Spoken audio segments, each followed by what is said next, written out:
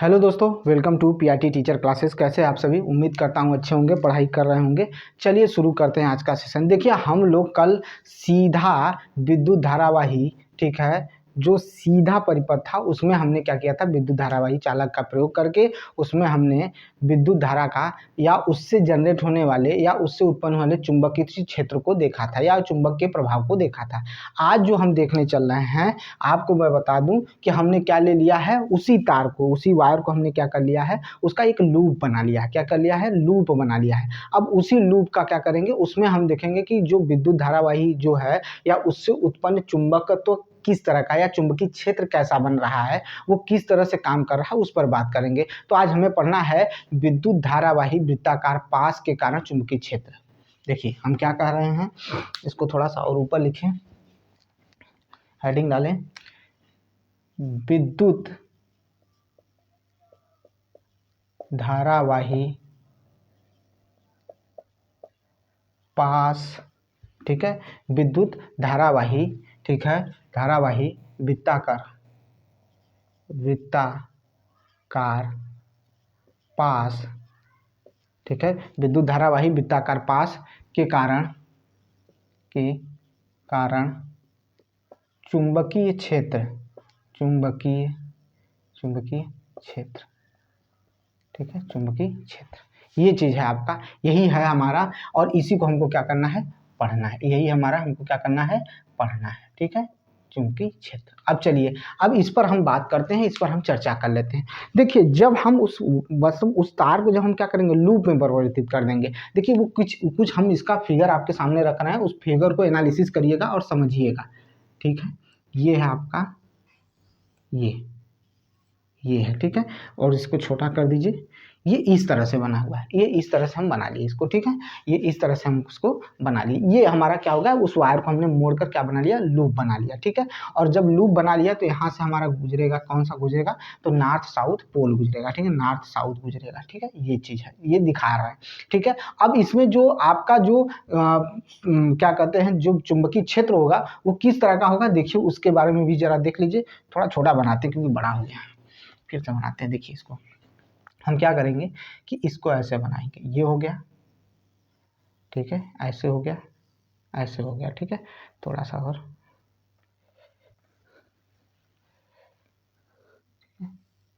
ये हो गया, ये चीज निकल कर आ गई, ये आ गई। इस तरह से हम इसको बना लेते हैं। अब जब हम इसको इस तरह से बना लिए तो इस तरह से इसको क्या कर लें, नॉर्थ हो गया और ये क्या हो गया आपका, साउथ पोल हो गया, ठीक है। अब क्या करेंगे, देखिए यहाँ पर हम इस तरह से इसको बनाएंगे, ठीक है। अगर हम यहाँ पर देखें तो इसको इस तरह से, तो जाइए ब्लू वाले से बनाते हैं। चलिए, ब्लू है मेरे पास, ठीक है। ये इस तरह से इसको बनाइए, तो इसको इस तरह से जोड़िए ऐसे, ठीक है, इसको इस तरह से जोड़िए ऐसे, इसको इस तरह से जोड़िए ऐसे, इस तरह से हम जोड़ सकते हैं। और नीचे भी वही चीज़ करिए ऐसे, ठीक है, इसको ऐसे, इसको ऐसे, इस तरह से हम इसमें जोड़ रहे हैं, ठीक है। ये चीज़ हमको देखने को मिल रही है, ठीक है। अब इसी में जैसे इसको इस तरह से गुजार दीजिए, ये सारी क्या है, ये आगे चल के वृत्ताकार हो रही हैं, ये आगे चल के क्या हो रही है, वृत्ताकार हो रही हैं। और यहाँ पर आते आते क्या हो जा रही हैं, सीधे हो जा रही हैं, क्योंकि यहाँ पर जो है चुंबकीय रेखाएं क्या हो जा रही हैं, आपस में मिलने लग रही हैं, ठीक है। चुंबकीय बल रेखाएं जो है आपस में मिलने लग रही हैं, इस वजह से यहाँ पर सीधा हो जा रहा है। तो इस तरह का कुछ फिगर आपको देखने को मिलेगा, ठीक है। तो अब अगर हम इस पर चर्चा करें, इसको हम कह रहे हैं, तो समझिएगा कि एक लूप बन गया। अब इस लूप में क्या होगा, चुंबकीय क्षेत्र किस तरह से दिखाई देगा, उसके बारे में बात कर लेते हैं, ठीक है। तो देखिए क्या कह रहा है कि अगर हम चुंबकीय क्षेत्र को देखें तो जैसे जैसे हम इस चुंबकीय क्षेत्र से दूर होते जाएंगे तो इसका क्षेत्र बढ़ता चला जाएगा, इसका जो सर्किल होगा वो बढ़ता चला जाएगा और जो चुंबकीय क्षेत्र का प्रभाव होगा वो भी कम होने लगेगा। लेकिन जैसे जैसे ये देखिए केंद्र है, इसे क्या करें, इसे केंद्र है, सकेंद्रीय, ठीक है, या सकेंद्रीय का मतलब या केंद्र पर, वृत्त के केंद्र पर आने पर चुंबकीय क्षेत्र का प्रभाव बढ़ता जाएगा, चुंबकीय क्षेत्र का प्रभाव क्या हो जाएगा, बढ़ता जाएगा, ये हमें देखने को मिलेगा। लेकिन जैसे जैसे हम इधर बीच नीचे की तरफ आएंगे, बीच की तरफ आएंगे, तो यही वृत्त की जो रेखाएं वो क्या होने लगेंगी, जो चुंबकीय बल रेखाएं वो सीधी होने लगेंगी, सीधे सीधे क्या हो जाएंगी, सीधी होने लगेंगी। और क्या हो जाएगा, यह इसी दिशा में दिखाई देंगी। अगर हम बात करें कि चुंबकीय बल रेखाओं की दिशा कौन होगी, तो हमेशा आपको भी पता है कि नॉर्थ की तरफ होता है। कैसे होता है भैया, नॉर्थ की तरफ होता है, इस तरह से होगा, ठीक है। ये दिशा भी जो होगा इसका क्या होगा, नॉर्थ की तरफ होगा।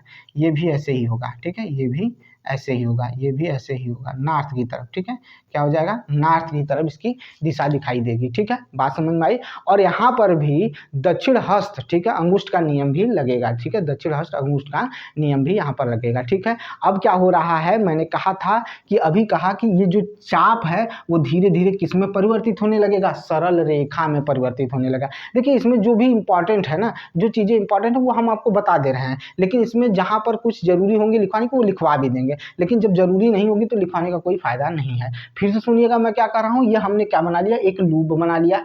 ठीक है, जब हम वायर को मोड़ देते हैं तो एक लूप बन जाता है। अब उस लूप में क्या होगा कि उस लूप से क्या हो जाएगा कि उसमें से क्या होगा, जब हम इसमें परिपथ में इसमें क्या करेंगे, करंट को फ्लो कराएंगे या विद्युत धारा प्रवाहित कराएंगे, तो ये हर एक पॉइंट पर चुंबकीय क्षेत्र जनरेट करेगा। और वो चुंबकीय क्षेत्र जो होगा, अगर हम उस तार के प्रत्येक बिंदु पर देखें तो वहां पर एक क्या होगा, सर्किल बनाएगा। ठीक है, एक चाप बनाएगा। ठीक है, और जितना करीब उसके जाएंगे चुंबकीय क्षेत्र का प्रभाव बढ़ता जाएगा, और जितने दूर होते जाएंगे चुंबकीय क्षेत्र का प्रभाव घटता चला जाएगा। ठीक है, और जब वो केंद्र की तरफ आएगा ना, जब वो केंद्र की तरफ दोनों आएंगे तो वो धीरे धीरे एक क्या होगा, वो चाप किस में बदल जाएगा, सरल रेखा में बदल जाएगा। वो चाप किस में बदल जाएगा, सरल रेखा में बदल जाएगा, ये हमारा कहना है। ठीक है, और इसमें दक्षिण हस्त क्या होगा, दक्षिण हस्त का नियम लागू हो जाएगा। ठीक है, समझ में आई बात। तो चलिए जरा इसका स्क्रीनशॉट ले लीजिए या इसको बना लीजिए।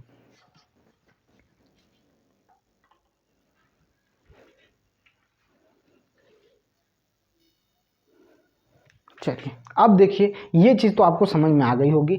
अब ध्यान से सुनिएगा, कोई चीज़ और भी चीज़ें हैं जो बताना आपको जरूरी है। कह रहा है कि दिए गए बिंदु पर उत्पन्न चुंबकीय क्षेत्र जब मतलब विद्युत धारा प्रवाहित होगी उसमें से, ठीक है, जब उसमें से विद्युत धारा प्रवाहित होगी तो जो उसका मतलब जो विद्युत धारा होगा उसका क्या होगा भाई, यहाँ पर एक क्या बन रहा है, एक कुंडली बन रही है। अगर हम इसको क्या करें, अगर हम इसको देख लीजिए, इस तरह से कर रहे हैं कि यहाँ पर तो एक वायर है ना, एक वायर इस तरह से मोड़े हैं, हम मान ले कि n गुना, यानी कहा जाए कि n नंबर ऑफ कुंडली बनाया जाए, n नंबर ऑफ कुंडली बनाया जाए, n नंबर ऑफ कुंडली, इस तरह से n नंबर ऑफ कुंडली बनाया जाए। ठीक है, इस तरह से बनाया जाए। ठीक है, तो वहां पर कह रहा है कि यदि हमारे पास n फेरों की कोई कुंडली है, उसमें उत्पन्न चुंबकीय क्षेत्र का परिमाण, ठीक है, चुंबकीय क्षेत्र का परिमाण जो होगा एकल फेरे द्वारा उत्पन्न, यानी एक फेरे द्वारा उत्पन्न चुंबकीय क्षेत्र की तुलना में n गुना चुंबकीय क्षेत्र उत्पन्न करेगा, n गुना चुंबकीय क्षेत्र उत्पन्न करेगा। फिर से सुनिएगा, मैं कह रहा हूं यही चीज तो आपको समझना है कि यदि हमने मान लिया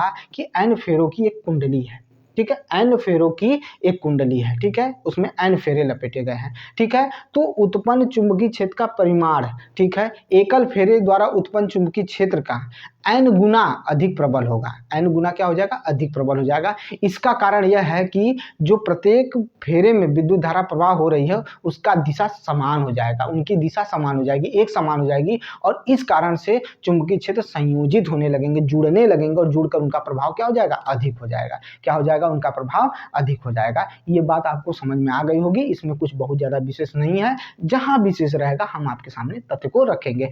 अब सुनिएगा, अगली हेडिंग है कि परिनलिका में प्रवाहित विद्युत धारा के कारण चुंबकीय क्षेत्र।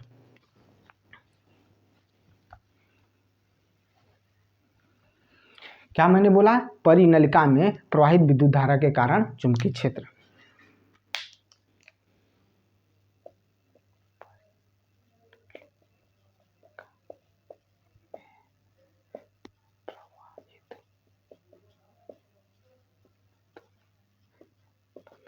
परिनलिका में प्रवाहित विद्युत धारा के कारण चुंबकीय क्षेत्र।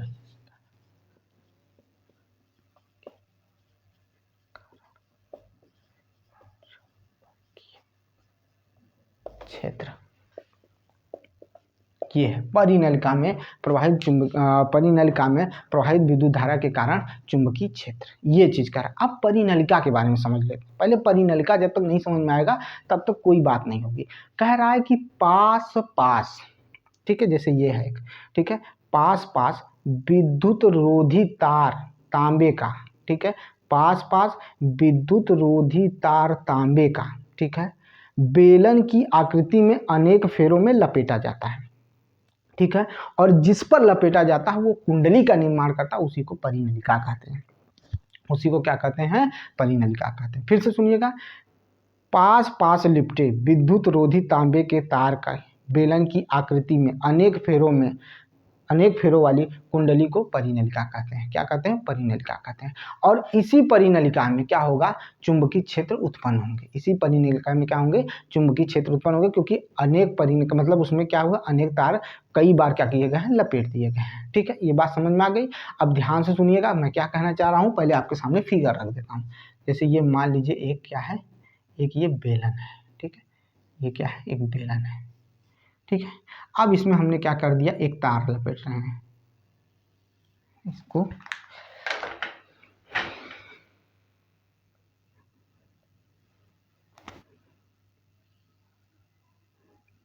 ये फिर ठीक है, ये फिर आपका ये हो जाएगा। ठीक है, फिर आपका ये हो जाएगा, फिर आपका ये हो जाएगा, फिर आपका ये हो जाएगा, और ऐसे निकल आएगा। ये तार लपेटा गया है, ये तार लपेट दिया गया है। ठीक है, अब इसको क्या करेंगे? यहाँ से बैटरी से जोड़ सकते हैं, आराम से जोड़ सकते हैं। यहाँ बैटरी से जोड़ी जा सकती है।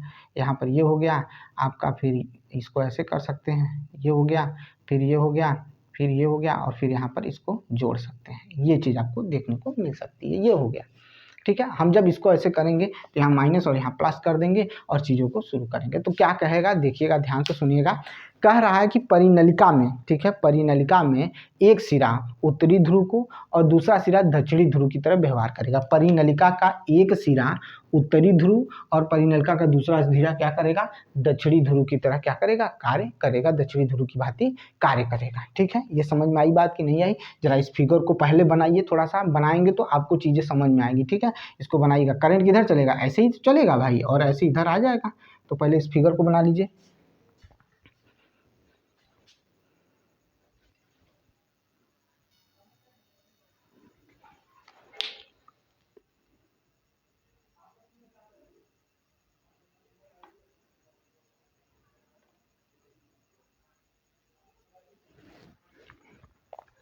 अब देखिए, ये चीज़ हो गई।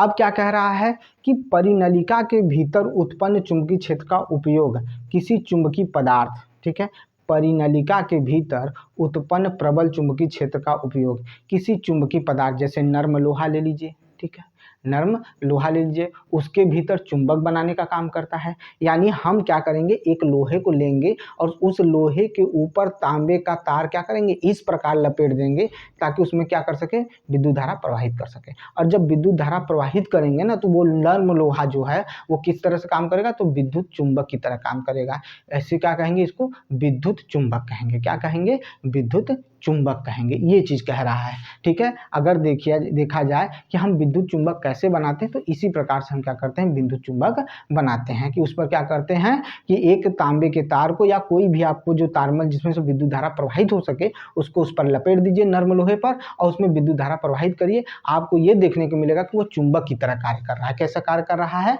तो चुंबक की तरह कार्य कर रहा है। ठीक है, ये चीज़ आपको समझ में आ गई होगी। परिनलिका के बारे में बस इतना सा है और इससे ज़्यादा इसमें नहीं है। अब पढ़ेंगे हम लोग चुंबकीय क्षेत्र में किसी विद्युत धारावाही चालक पर बल। अब हम बल को देखने चल रहे हैं कि चुंबकीय क्षेत्र की वजह से कितना बल लगता है, क्या बल देखने को मिलता है। ठीक है, चलो आओ देखते हैं।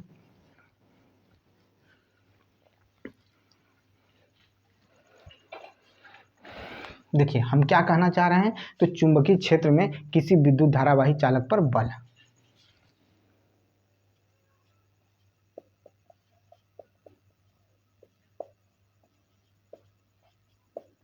क्षेत्र में किसी चुंबकीय क्षेत्र में किसी विद्युत धारावाही, ठीक है, विद्युत धारावाही चालक पर बल, विद्युत धारावाही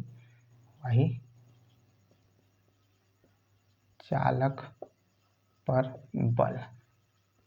ठीक है, विद्युत धारावाही चालक पर बल, ये चीज की बात कर रहा है। ठीक है, अब हम ये देखने चल रहे हैं कि उस जब विद्युत धारा जब प्रवाहित कर रहे हैं, तो जो चुंबकीय क्षेत्र जनरेट हो रहा उसमें कितना बल देखने को मिल रहा है, क्या चीजें देखने को मिली, ये चल रहे हैं। ठीक है, अब हम कह रहे हैं कि हम क्या करेंगे?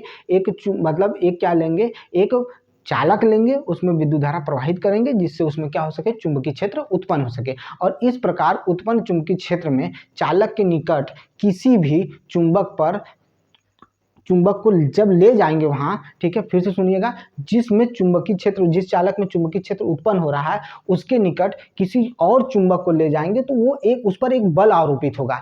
वो बल हो सकता है प्रतिकर्षण का हो सकता है आकर्षण का हो, ठीक है। इसी क्रम में एक वैज्ञानिक थे, ठीक है, आंद्रे मेरी एम्पियर, ठीक है, उन्होंने यह विचार दिया था कि चुंबक को भी विद्युत धारावाही चालक का परिणाम समान होता है, यानी चुंबक का और दूसरा वाला जो चालक का परिणाम है, मतलब चालक के द्वारा जो चुंबक बना उसका परिणाम समान होगा। और जब समान हो जाएगा तो वो विपरीत दिशा में बल लगाएंगे, विपरीत दिशा के ओर बल आरोपित करना चाहेंगे। और अगर समान विपरीत हो गया, अगर मान लीजिए वो बल विपरीत हो गया तो क्या करेंगे, विपरीत दिशा में लगाएंगे, और समान हो गया तो क्या हो जाएगा, अगर विपरीत दिशा में लग रहा है यानी उनकी दिशा विपरीत है तो आपस में आकर्षित होंगे। और मान लीजिए दिशा क्या है, समान हो गई, तो वो क्या हो जाएंगे, एक दूसरे से क्या हो जाएंगे, दूर होने की कोशिश करेंगे। यही चीज इसमें कह रहा है। फिर से सुनिएगा, आंद्रे नामक एक वैज्ञानिक थे, उन्होंने अपना विचार प्रस्तुत किया कि चुंबक को भी विद्युत धारावाही चालक का परिणाम, ठीक है, चालक पर परिणाम समान होता है, परंतु विपरीत दिशा में आरोपित करना चाहिए, ठीक है, या विपरीत दिशा में आरोपित बल लगेगा, ये चीज कह रहा है, ठीक है। तो हम सामान्य सी बात क्या कहना चाह रहे हैं कि जब भी किसी चुंबकीय क्षेत्र में, ठीक है, किसी चुंबक को ले जाएंगे तो उस पर कोई बल आरोपित करेगा, ठीक है। अगर हमारे ध्रुव समान हुए तो क्या करेगा, ध्रुव समान होने की वजह से क्या हो जाएगा, वो प्रतिकर्षित करेंगे। अगर ध्रुव अपोजिट हो गए या विपरीत हो गए तो वह क्या करेंगे, आकर्षित करेंगे, यानी हमें एक बल देखने को मिलेगा। क्या देखने को मिलेगा, बल देखने को मिलेगा। ये सारी प्रक्रिया इसमें हो रही है। अब सुनिएगा कैसे हम इसको करेंगे। तो क्या करिएगा, चुंबकीय क्षेत्र में रखने के लिए, ठीक है, एक एल्युमिनियम का क्या लीजिए, विद्युत धारावाही छड़ ले लीजिए, ठीक है, और एक आरोपित बल देखने को आपको मिलेगा। अब क्या कह रहा है कि जब उसमें धारा प्रवाहित करेंगे, अब क्या हो जाएगा कि चालक में प्रवाहित विद्युत धारा को उत्क्रमित कर दें, ठीक है, उत्क्रमित करने पर दिशा में भी क्या हो जाएगा, उत्क्रम देखने को मिलेगा। यानी समझिएगा, जब हम धारा की दिशा को बदल देते हैं या धारा को उल्टा कर देते हैं तो उसकी दिशा भी क्या हो जाती है, उलट जाती है, उसकी दिशा भी क्या हो जाती है, बदल जाती है। अब चुंबक के ध्रुव में परस्पर लगने वाला चुंबकीय क्षेत्र दिशा के ऊर्ध्वाधर लगेगा, ठीक है। यानी कह रहा है कि जो चुंबकीय क्षेत्र है वो और उसकी दिशा तीनों दोनों क्या हो जाएंगे, एक दूसरे के लंबवत हो जाएंगे, एक दूसरे के क्या हो जाएंगे, लंबवत हो जाएंगे, ठीक है, दोनों की दिशाएं एक दूसरे के लंबवत हो जाएंगे। तो अगर हम कहना चाहें तो कह सकते हैं कि आरोपित बल की दिशा, आरोपित बल की दिशा विद्युत धारा की दिशा और चुंबकीय क्षेत्र की दिशा के पर दोनों पर निर्भर करता है। तो कह रहा है कि देखिए, आरोपित बल की दिशा, आरोपित बल की दिशा, बल की दिशा, ठीक है, बल की दिशा, आरोपित बल की दिशा किस पर से किस पर निर्भर करेगा, तो दो चीजों पर निर्भर करेगा। एक निर्भर करेगा विद्युत धारा की दिशा पर और एक पर निर्भर करेगा चुंबकीय क्षेत्र की दिशा पर, विद्युत धारा की दिशा पर और चुंबकीय क्षेत्र की दिशा पर। तो लिख सकते हैं कि बल की दिशा विद्युत धारा की दिशा पर, विद्युत धारा की दिशा पर तथा चुंबकीय क्षेत्र की दिशा पर निर्भर करता है, निर्भर करता है, चुंबकीय क्षेत्र की दिशा पर निर्भर करता है, ठीक है, बात समझ में आ गई। अब देखिए क्या कह रहा है, ध्यान से सुनिएगा कि छड़ के विस्थापन में, ठीक है, छड़ के विस्थापन में उस समय अधिकतम बल आरोपित होगा जब हम क्या करेंगे, विद्युत धारा का मान बढ़ा देते हैं। फिर से सुनिएगा, चुंबकीय क्षेत्र की जो चुंबकीय क्षेत्र होगा, या कहा जाता है कि छड़ में कब हमें विस्थापन देखने को मिलेगा, जब हम धारा की क्या करेंगे, धारा को बढ़ा देंगे। अगर धारा का मान उच्चतम कर देंगे तो हमें दिशा में विस्थापन देखने को, यानी छड़ के में विस्थापन देखने को मिलेगा। ये चीज हो रहा है, ठीक है। अब कह रहा है कि ऐसी स्थिति में चालक पर आरोपित बल की दिशा को अगर हम पता लगाना चाह रहे हैं तो उसके लिए एक सरल नियम है जिसे हम फ्लेमिंग का नियम कहते हैं, फ्लेमिंग का नियम कहते हैं, उसे क्या कहते हैं, फ्लेमिंग का नियम कहते हैं। इसको देख लीजिए, इसको जरा करना हो तो कर लीजिए। चलिए अब देखिए फ्लेमिंग का नियम क्या कहता है। देखिए, बहुत चीज़ें नहीं, बहुत शॉर्टकट में बताएंगे, अच्छे से बताएंगे, सिंपल से बताएंगे, बहुत ज़्यादा आपको परेशान होने की ज़रूरत नहीं है, ठीक है। देखिए क्या कहा जाता है, उस चीज़ को समझिएगा, बस बात समझाएंगे। विद्युत धारा की दिशा और चुंबकीय क्षेत्र की दिशा परस्पर क्या होते हैं, लंबवत रखे जाते हैं। विद्युत धारा की दिशा तथा क्षेत्र की दिशा परस्पर लंबवत रखे जाते हैं। अब इनकी तीनों दिशाओं में अगर व्याख्या करें तो फ्लेमिंग का नियम ये कहता है कि तर्जनी, मध्यमा और अंगूठा, तर्जनी, मध्यमा और अंगूठा। तर्जनी, मध्यमा और अंगूठा। कौन तर्जनी? तो तर्जनी, मध्यमा, तर्जनी, मध्यमा और अंगूठा। तर्जनी, मध्यमा और अंगूठा तीनों देखिए एक दूसरे के क्या है? लंबवत है कि नहीं है? देख लीजिए, फ्लेमिंग का नियम क्या कहता है कि तर्जनी, मध्यमा और अंगूठा तीनों एक दूसरे के लंबवत है। तो जो ये हमारा है तर्जनी, ठीक है, ये चुंबकीय क्षेत्र को दिखा रहा है, ठीक है। तर्जनी क्या है? चुंबकीय क्षेत्र को दिखा रहा है। मध्यमा क्या है? विद्युत धारा को दिखा रहा है। और अंगूठा किसको दिखा रहा है? बताइए भाई, अंगूठा किसको दिखा रहा है? बताइए, अंगूठा किसको दिखा रहा है? तो अंगूठा बल की दिशा को दिखा रहा है। अंगूठा किसको दिखा रहा है? बल की दिशा को दिखा रहा है। बात समझ में आई? फिर से सुनिएगा, तर्जनी, मध्यमा, अंगूठा। तर्जनी, मध्यमा, अंगूठा। तर्जनी किसको दिखा रहा है? तो चुंबकीय क्षेत्र की दिशा को दिखा रहा है। अंगूठा जो है विद्युत धारा की, अंगूठा क्या है? बल की दिशा को दिखा रहा है। और जबकि ये तुम्हारा क्या है? ये मध्यमा जो है वो किसको दिखा रहा है? फिर से गलत हो गया, हम भी गलत बोले।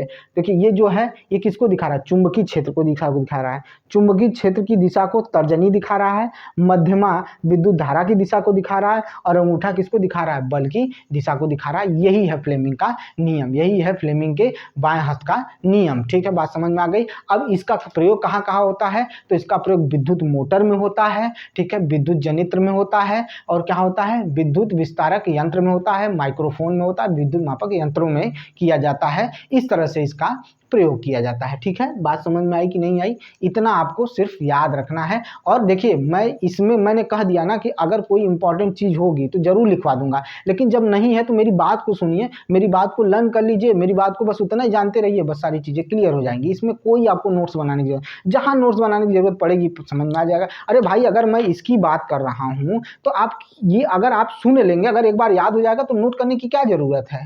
क्यों आप कॉपी किताब भर रहे हैं? भरने की कोई जरूरत नहीं है, आपके यहाँ रहना चाहिए। पूछा वहां से जाएगा, आपको वहां दिमाग लगाना है, कॉपी लेके आप नहीं जाएंगे, ठीक है। तो इसमें कोई खास चीज रहेगी तो जरूर आपको कराया जाएगा। नहीं, बुक है पढ़ी छापी, उससे कोई मतलब नहीं होने वाला। देखिए, अंगूठा, तर्जनी, मध्यमा। तर्जनी के बारे में क्या कहा मैंने? तर्जनी चुंबकीय क्षेत्र की दिशा को दिखाता है। मध्यमा किसको दिखाता है? विद्युत धारा को दिखाता है। अंगूठा किसको दिखाता है? आरोपित बल की दिशा को दिखाता है। बस बात खत्म, यही फ्लेमिंग का नियम है और कुछ इसमें नहीं है। तो चीजें जो हैं उसको समझने की कोशिश करिए। जो मैं बोल रहा हूं वो तुरंत आपका तैयार हो जाना चाहिए, तब आप एग्जाम के लायक हैं, ठीक है। नहीं तो कोई मतलब नहीं है, ठीक है। इसको देख लीजिए, पहले रुके रहिएगा 2 मिनट।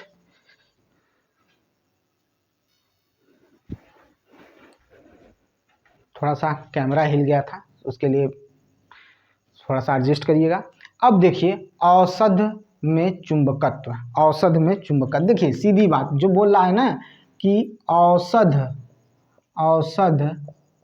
में चुंबकत्व, औषध में चुंबकत्व, इसका मतलब समझिए, दवा में चुंबकत्व, मेडिसिन में चुंबकत्व, ठीक है। बात सीधी बात। या जो जांच होते हैं उसमें चुंबकत्व, MRI में चुंबकत्व, उसकी बात कर रहा है। देखिए कह रहा है ना कि जिस तरह से आपको मैं बता दे रहा हूं कि जिस तरह से विद्युत धारा सदैव चुंबकीय क्षेत्र उत्पन्न करती है, उसी तरह से हमारे शरीर में भी जो तंत्रिका कोशिकाएं होती हैं, वो जो भी हम गमन करते हैं उसके अनुदिश क्या करती हैं? क्या होती है? चुंबकीय धाराएं उत्पन्न करती हैं। फिर से सुनिएगा, हमारे शरीर में कोशिका तंत्रिकाएं जो होती हैं वो जब हम गमन करते हैं तो उसी के अनुदिश क्या करती हैं? एक आयन धाराएं, या कहा जाए कि दुर्बल आयन धाराएं क्या करती हैं? उत्पन्न करती हैं। जब हम किसी वस्तु को स्पर्श करते हैं, वस्तु ठंडी हो चाहे गर्म हो, गर्म करेंगे तो फट से उठा लेंगे हाथ को, तो क्या करती हैं? वो तुरंत मैसेज भेजती हैं। तंत्रिकाएं क्या करती हैं? मैसेज भेजती हैं। वो विद्युत आवेग के रूप में क्या होती हैं? मैसेज वहन करती हैं, यानी चलती हैं, और जिसका उपयोग हम करते हैं। और इसी से मतलब ये जो आवेग होते हैं एक अस्थायी चुंबकत्व क्षेत्र उत्पन्न करते हैं। ये जो आवेग है ना, ये अस्थायी चुंबकत्व क्षेत्र उत्पन्न करते हैं, ठीक है। ये हमेशा के लिए नहीं होते हैं भाई कि एक बार जल गया हाँ तो हमेशा दिमाग में जा रहा है, नहीं भाई, वो चीजें ठीक हो गई और उसके बाद धीरे धीरे वो कम हो जाता है। लेकिन ये क्या होती है? अति दुर्बल होती हैं, इतनी दुर्बल होती हैं कि पृथ्वी के चुंबकत्व की, ठीक है, पृथ्वी के चुंबकत्व की जो होती हैं उससे, ठीक है, कहा जा रहा है कि उससे भी बहुत काफी क्या होती हैं? अरबों, यानी कहा जाए कि 1 अरब के भाग के बराबर होती है, 1 अरबवें भाग के बराबर होती हैं। जो पृथ्वी का चुंबकत्व होता है की क्षमता और हमारे शरीर में जो चुंबकत्व क्षेत्र उत्पन्न होता है, इन दोनों में 1 अरबवें भाग का क्या होता है, अंतर देखने को मिलता है। ठीक है, ऐसा नहीं है कि जो पृथ्वी के अंदर चुंबकत्व वही चीज हमारे अंदर नहीं, ऐसा नहीं हो सकता है। अब ध्यान से सुनिएगा, चुंबकीय मानव शरीर में 2 ही मुख्य भाग हैं जो इन चीज़ों को उत्पन्न करते हैं। एक है आपका हृदय, ठीक है, अगर बात करें तो एक है आपका क्या है, हृदय है, और एक क्या है आपका मस्तिष्क है। ठीक है, एक हृदय है और एक मस्तिष्क है, इन दोनों से ही ये क्या होते हैं, चुंबकीय क्षेत्र निकलती हैं। ठीक है, अब कह रहा है कि शरीर के भीतर चुंबकीय क्षेत्र शरीर के विभिन्न भागों में प्रतिबिंब प्राप्त करने के लिए आधार बनाता है। ठीक है, मतलब हमें कारण या कहा जाए कि परिणाम प्राप्त करने का आधार बनाता है। ठीक है, कि कहाँ से चीज़ें निर्देशित हो रही हैं, इसकी बात कर रहा है। ठीक है, और इसी तकनीक पर, इसी को आधार मानते हुए भी हमने क्या किया है, मेडिसिन में या कहा जाए कि साइंस में चुंबकीय अनुनाद प्रतिबिंब, जिसे आप क्या कहते हैं, MRI, ठीक है, उसका उपयोग करते हैं और इसका उपयोग चिकित्सा के क्षेत्र में हम लोग करते हैं। ये चीज़ आपके सामने रख दिया, औसत चुंबकत्व। ठीक है, देखिए ये चैप्टर बहुत बोरिंग है। ठीक है, इस चैप्टर में आपको सिर्फ यही सब सुनने को मिलेगा, जो इंपॉर्टेंट है लिखवा देंगे, तो इसी वजह से आप थोड़ा थोड़ा करके इसको पढ़ते रहिए। ठीक है, मिलते हैं नेक्स्ट वीडियो में, बहुत बहुत धन्यवाद।